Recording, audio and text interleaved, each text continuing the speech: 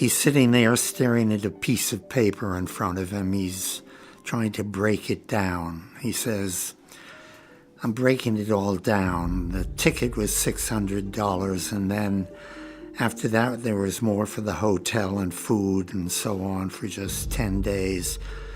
Say $80 a day. No, more like $100 a day. And we made love, say, once a day on the average. That's $100 a shot. And each time it lasted maybe 2 or 3 hours, so that would be anywhere from $33 to $50 an hour, which is expensive. Though, of course, that wasn't all that went on, because we were together almost all day long. She would keep looking at me, and every time she looked at me, it was worth something. And she smiled at me and didn't stop talking and singing. Something I said, she would sail into a snatch for me. She would be gone from me a little ways, but smiling too, and tell me jokes. And I loved it, but didn't exactly know what to do about it. And just smiled back at her and felt slow next to her, just not quick enough.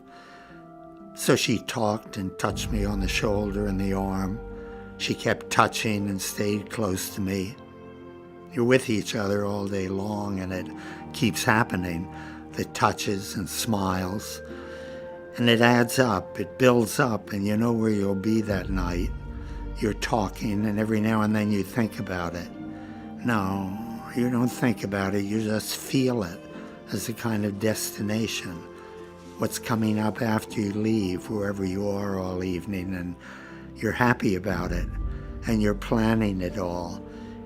Not in your head, really, somewhere inside your body, or all through your body. It's all mounting up and coming together, so that when you get in bed, you can't help it. It's a real performance. It all pours out. But slowly, you go easy until you can't anymore. You hold back the whole time. You hold back and touch the edges of everything. You edge around until you have to plunge in and finish it off. And when you're finished, you're too weak to stand. But after a while, you have to go to the bathroom, and you stand, your legs trembling, you hold the doorways. There's a little light coming in through the window. You can see your way in and out, but you can't really see the bed. So it's not really $100 a shot, because it goes on all day. From the start, when you wake up and feel her body next to you, and you don't miss a thing, not a thing of what's next to you, her arm, her leg, her shoulder, her face, that good skin. I felt other good skin, but this skin is just the edge of something else, and you're going to start going. And no matter how much you crawl over each other, it won't be enough. And when your hunger dies down a little, then you think how much you love her. And that starts you off again. And her face, you look over at her face and can't believe how you got there and how lucky. And it's still all a surprise. And it never stops. Even after it's over, it never stops being a surprise. It's more like you have a good 16 or 18 hours a day of this going on. Even when you're not with her, it's going on. It's good to be away because it's going to be so good to go back to her, so it's still here. And you can't go off and look at some old street or some old painting without still feeling it in your body, and a few things that happened the day before that don't mean much by themselves or wouldn't mean much if you weren't having this thing together. But you can't forget, and it's all inside you all the time. So that's more like, say, 16 into 100 would be $6 an hour, which isn't too much. And then it really keeps going on while you're asleep, though you're probably dreaming about something else, a building maybe. I kept dreaming every night almost about this building, because I'd spend a lot of every morning in this old stone building, and when I closed my eyes, I would see these cool spaces, and have this peace inside me. I would see the bricks of the floor and the stone arches and the space, the emptiness between, like a kind of dark frame around what I could see beyond, a garden. And this space was like stone too, because of the coolness of it and the gray shadow, that kind of luminous shade that was glowing with the light of the sun falling beyond the arches. And there was also the great height of the ceiling. All this was in my mind all the time, though I didn't know it until I closed my eyes. I'm asleep, and I'm not dreaming about her, but she's lying next to me, and I wake up enough times in the night to remember she's there and notice, say, once she was lying on her back, but now she's curled around me. I look at her closed eyes. I want to kiss her eyelids. I want to feel that soft skin under my lips, but I don't want to disturb her. I don't want to see her frown, as though in her sleep she's forgotten who I am and feels just that something is bothering her. And so I just look at her and hold on to it all. These times when I'm watching over her sleep and she's next to me and isn't away from me the way she will be later, I want to stay awake all night just to go on feeling that. But I can't. I fall asleep again, though I'm sleeping lightly, still trying to hold on to it. But it isn't over when it does. It goes on after it's over. She's still inside you like a sweet liquor. You are filled with her. Everything about her is kind of bled into you. Her smell, her voice, the way her body moves, it's all inside you, at least for a while after. Then you begin to lose it. And I'm beginning to lose it. You're afraid of how weak you are, that you can't get her all back into you again. Now the whole thing is going out of your body, and it's more in your mind than your body. The pictures come to you one by one, and you look at them. Some of them last longer than others.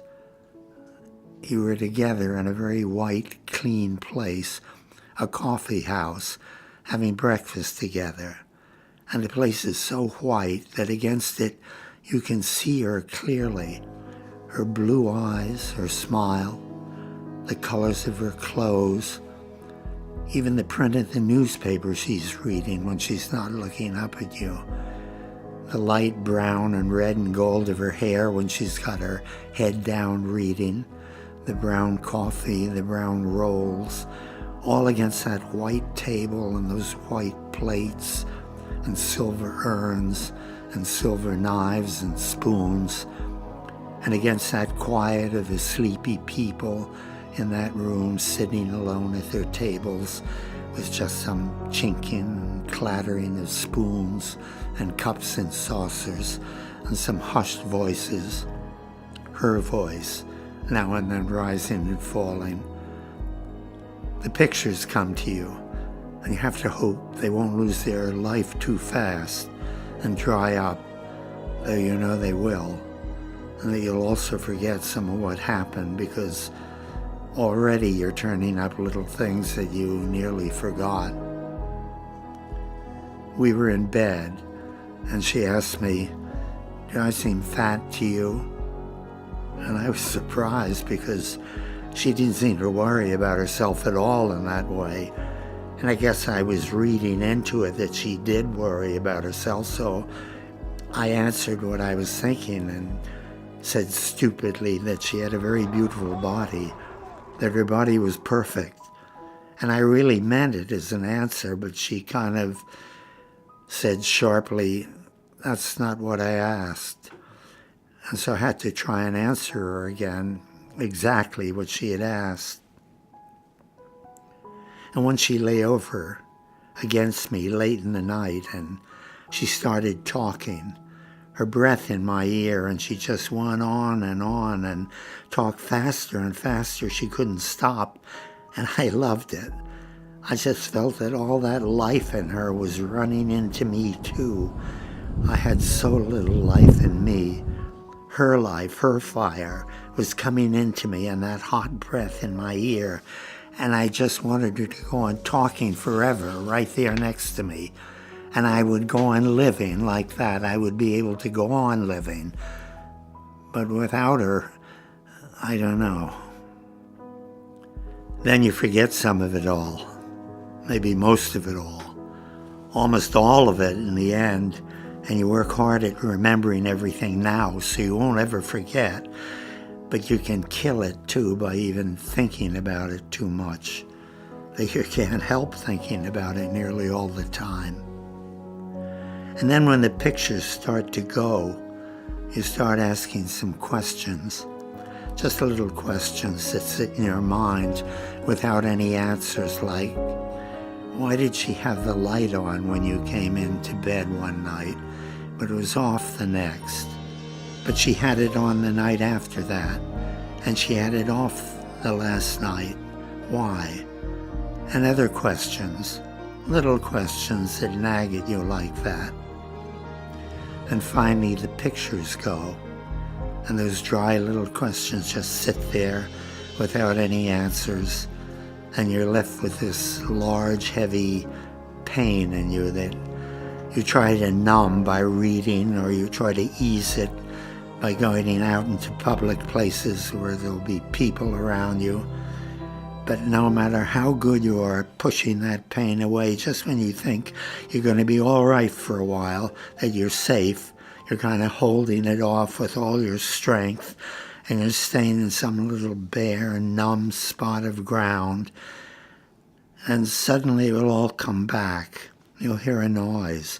Maybe it's a cat crying, or a baby, or something else like her cry. You hear it and make that connection in a part of you have no control over, and the pain comes back so hard that you're afraid how you're falling back into it again, and you wonder, no, you're terrified to ask how you're ever going to climb out of it. And so it's not only every hour of the day while it's happening, but it's really for hours and hours every day after that, for weeks, though less and less, so that you can work out the ratio if you wanted. Maybe after 6 weeks, you're only thinking about it an hour or so in the day altogether. A few minutes here and there spread over, or a few minutes here and there and half an hour before you go to sleep. Or sometimes it all comes back and you stay awake with it half the night. So when you add up all that, you've only spent maybe $3 an hour on it. If you have to figure in the bad times too, I don't know. There weren't any bad times with her. Though maybe there was one bad time when I told her I loved her. I couldn't help it, because this was the first time this had happened with her. Now I was half falling in love with her, or maybe completely if she had let me. But she couldn't, or I couldn't completely, because it was all going to be so short, and other things too. And so I told her, and didn't know of any way to tell her first that she didn't have to feel this was a burden, the fact that I loved her, and that she didn't have to feel the same about me, or say the same back. It was just that I had to tell her. That's all, because it was bursting inside me. And saying it wouldn't even begin to take care of what I was feeling really. I couldn't say anything of what I was feeling because there was so much. Words couldn't handle it. And making love only made it worse, because then I wanted words badly, but they were no good at all, and I told her anyway. I was lying on top of her, and her hands were up by her head, and my hands were on hers, and our fingers were locked. And there was a little light on her face from the window, but I couldn't really see her, and I was afraid to say it, but I thought I'd better say it because I want her to know. It was the last night, and I had to tell her then, or I'd never have another chance. I just said, before you go to sleep, I just said, I have to tell you before you go to sleep that I love you. And immediately, right after, she said, I love you too. And it sounded to me as if she didn't mean it, a little flat. But then it usually sounds a little flat when someone says, I love you too, because they're just saying it back, even if they do mean it. And the problem is that I'll never know if she meant it. Or maybe someday she'll tell me whether she meant it or not. But there's no way to know now. And I'm sorry I did that. It was a trap I didn't mean to put her in, because it was a trap. If she hadn't said anything at all, I know that would have hurt too. As though she were taking something from me and just accepting it and not giving anything back. So she really had to. Even just to be kind to me, she had to say it. And I don't really know now if she meant it. Another bad time, or it wasn't exactly bad, but it wasn't easy either, was when I had to leave. The time was coming, and I was beginning to tremble and feel empty. Nothing in the middle of me, nothing inside, and nothing to hold me up on my legs. And then it came. Everything was ready, and I had to go. And so it was just a kiss, a quick one, as though we were afraid of what might happen after a kiss. And she was almost wild then. She reached up to a hook by the door and took an old shirt, a green and blue shirt from the hook, and put it in my arms for me to take away. The soft cloth was full of her smell. And then we stood there close together, looking at a piece of paper she had in her hand, and I didn't lose any of it. I was holding it tight that last minute or two, because this was it. We'd come to the end of it. Things always change, so this was really it. Over. Maybe it works out all right. Maybe you haven't lost for doing it. I don't know. No, really, sometimes when you think of it, you feel like a prince, really. You feel just like a king. And then other times you're afraid. You're afraid, not all the time, but now and then, of what it's going to do to you. And it's hard to know what to do with it now. Walking away, I looked back once, and the door was still open. I could see her standing far back in the dark of the room. I could only really see her white face still looking out at me, and her white arms. I guess you get to a point where you look at that pain as if it were there in front of you, 3 feet away, lying in a box, an open box in a window somewhere. It's hard and cold like a bar of metal. You just look at it there and say, all right, I'll take it. I'll buy it. That's what it is. Because you know all about it before you even go into this thing. You know the pain is part of the whole thing. And it isn't that you can say afterwards the pleasure was greater than the pain and that's why you would do it again. That has nothing to do with it. You can't measure it because the pain comes after and it lasts longer. So the question really is, why doesn't that pain make you say, I won't do it again? When the pain is so bad that you have to say that, but you don't. So I'm just thinking about it. How you can go in with $600, more like $1,000, and how you can come out with an old shirt.